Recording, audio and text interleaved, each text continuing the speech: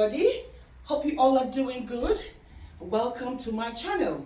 Yes, in keeping with the theme for this month, the moving and handling of people.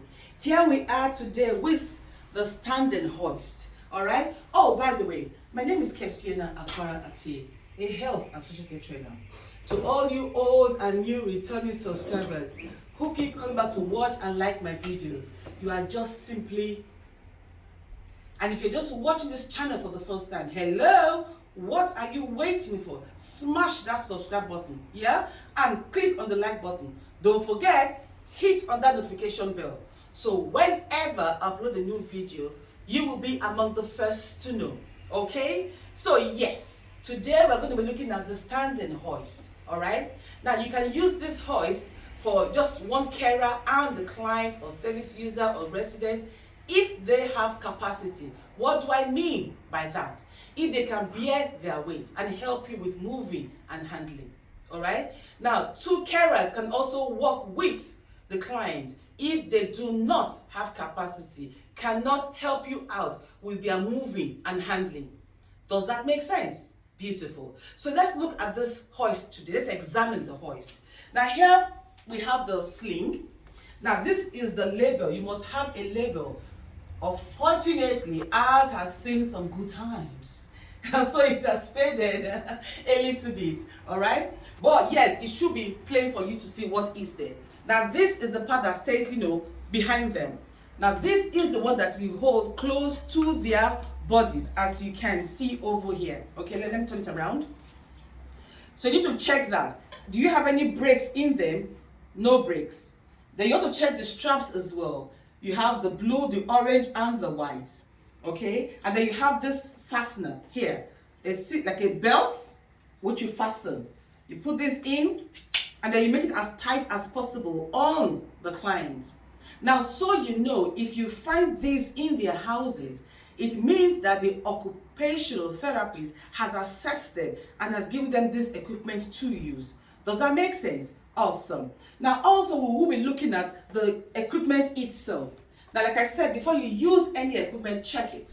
Okay? Now, looking at the wheels, if the chair you're going to push this in to pick up your client is not, is not wide enough for this to go into it, what do? You open the legs, all the wheels. Okay? And of course, you should be able to close it as well. Now, these bars here are what your client is going to hold on to whilst you strap them in and lift them up. Now these are the clips in which you put the straps in to hold them up, all right? And of course you have the checking for the wiring as well. You can see the remote control. It has two buttons, up and down. And the wires are not twisted. They're all nicely in place. And then you have the slot where you put the battery. Now this is the emergency button. It stops the hoist from moving. So when it's put in there, it stops. When you bring it back out, it comes out, it's able to move again. Okay, now let's get the battery from the battery stand. Now this is the battery. How do you fix it in? It goes this way. You must hear that clicking sound. It shows that it is nicely put in there and to not come off. Do we need the brakes for this? No, we do not. Why? It has center gravity. It can bear the weight. Does that make sense? Awesome. Now with me today is the lovely Viola. All right? She has graciously accepted to be our body because we need a body. Now, I am one trainer where I don't like using mannequins. I like using real people. Why, you may ask? So they understand how the client is feeling when they are in the equipment. Either full body hoist or standing hoist. Now, if I may also add quickly, you must also check for the weight specification on the hoist.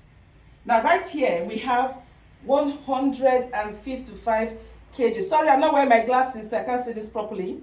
All right. Now, the next date for servicing is the 8th of this year, which is August. So, your sling must have that. Now, if it has not been serviced in the last 6 months, please do not use it. Because if your client falls through, it will be on you, the carer, all carers. Okay? So let's go to Viola. Are you ready for me, my darling? Yeah, I'm ready. Awesome. Remember what we said about communicating with your client. It is best of all, you have to put the sling on her first. Now, it's not right to put the sling close to you whilst you do that, because she could bump into it. You don't want any marks on her. Like I said, safeguarding issues. Try and avoid that as much as you can. Okay, so I'm going to put this sling now over Viola. Remember that this part goes under her arms to protect her arms from, bruising. So we're going to go to her. Hi, my baby darling. We're going to move you, yeah? Okay. I'm moving you to your wonderful chair. Oh dear. Now, like I said, this has got to be, assessed by the OT. Are you using tightener for you? Yes, tight. Not to tighten up? Not to tighten up? Okay. It's okay, fine. You must always ask your client if she's comfortable with the sling you have put on her. You don't want it to be too tight, okay? And of course, if I may also add, make sure, remember we talked about the spinal cord. So your sling should be covering the thoracic, the lumbar, and part of the sacrum. That way it propels them forward when you lift them, okay? Now, let's assume the OT has said Viola can use while sitting, we can use the white hoist, strap. So we put it in, put it on there, and then I come over this way, I do the same thing. Now, I don't want to pull her too much, so I'm going to move the hoist a little bit, and then explain. I'm sorry, darling. Moving you forward a little bit. There you go. That is how you put these straps in, and she's secured. So, my darling, I'm moving you up now. You ready? You sure? Yeah, I'm ready. Here we go. There you go. I'll be ready to go for my lunch. There you go. Okay? Now she does not have to stand fully erect like I'm standing. And also remember that as you're moving and handling, your back should be straight. Because if you keep doing that, you're going to have a hump like a camel. And I'm sure you don't want that. Okay? You ready? Yes. Come on, my love. Let's move you. Now, if you're moving a hoist on a rugged floor or carpeted floor, it's a bit difficult. Okay? So I'm going to move this chair a little bit closer so I don't have to, do too much maneuvering. Because like I said, the space you may have to walk may not be as spacious as here is. So I'm moving her. Now I'm assessing, can the wheels go in between the chair? No, they cannot. So what do?